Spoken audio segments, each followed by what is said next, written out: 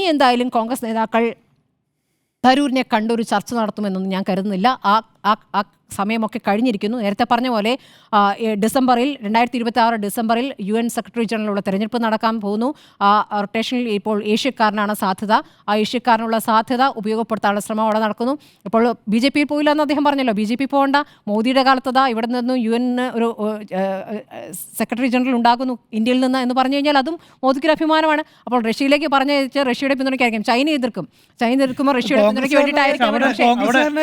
പ്രധാനപ്പെട്ട വിഷയമുള്ളത് ഈ ചീഞ്ഞളിഞ്ഞ് പോകട്ടെ എന്ന് കോൺഗ്രസ് തീരുമാനിച്ച് എത്ര കാലം കാത്തിരിക്കും? ബീഹാർ തെരഞ്ഞെടുപ്പ് വരുന്നു. ഇനി അടുത്ത വർഷം കേരളം, കേരളത്തിൽ ഇവിടെ വിഷയം ഇവിടെ ഒരു മെഡിക്കൽ കോളേജിലെ കെട്ടിടം തകർന്നു വീണിട്ട് പ്രതികരിച്ചിട്ടില്ല തിരുവനന്തപുരം MP. പ്രതികരിച്ചോ? ഇല്ല. അവിടെ ബീഹാറിൽ ഇപ്പോൾ മഹാസഖ്യം അവിടെ ഒരു പ്രക്ഷോഭത്തിലാണ്. അവിടെ ഒന്നും അദ്ദേഹമില്ല. തീരുമാനമുണ്ട്, അവഗണിച്ച് താഴെ കളയുക എന്നുള്ളതാണ്. നമുക്ക് നോക്കാം അവഗണന എത്ര ദിവസം തുടരും. ഈ അവഗണന ഒറ്റ കാര്യമുള്ളൂ.